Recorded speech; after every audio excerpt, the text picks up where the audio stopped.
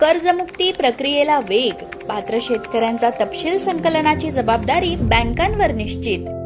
राज्य शासनाने शेतकऱ्यांना दिलासा देण्यासाठी पुण्यश्लोक अहिल्यादेवी होळकर शेतकरी कर्जमुक्ती योजना 2026 जाहीर केली आहे। या योजनेचा लाभ 56 लाख शेतकऱ्यांना मिळणार आहे। योजनेची प्रभावी आणि पारदर्शक अंमलबजावणी आणि वेळेत लाभ देण्यासाठी सर्व व्यापारी बँका व जिल्हा मध्यवर्ती सहकारी बँकांना सहकार विभागाकडून सविस्तर मार्गदर्शक सूचना देण्यात आल्या आहेत।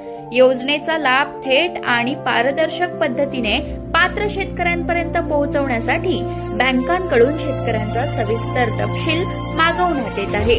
बँकांना युद्ध पातळीवर काम करण्याचे आदेश राज्य शासनाने दिले आहेत। या प्रक्रियेत कोणतीही त्रुटी राहू नये म्हणून बँकांना मुख्यालय आणि जिल्हा स्तरावर विशेष नोडल अधिकाऱ्यांची नियुक्ती करणं बंधनकारक करण्यात आलं आहे।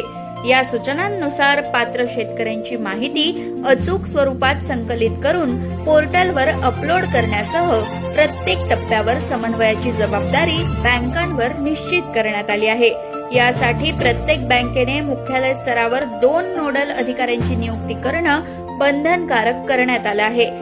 यापैकी एक अधिकारी योजना अंमलबजावणी समन्वयक तर दुसरा माहिती तंत्रज्ञान समन्वयक म्हणून काम पाहणार आहे। तसंच प्रत्येक जिल्ह्यात जिल्हाधिकारी व जिल्हास्तरीय समिती अर्थात डीएलसी यांच्याशी समन्वय राखण्यासाठी स्वतंत्र जिल्हा नोडल अधिकाऱ्याची नियुक्ती करण्याच्या सूचना देण्यात आल्या आहेत।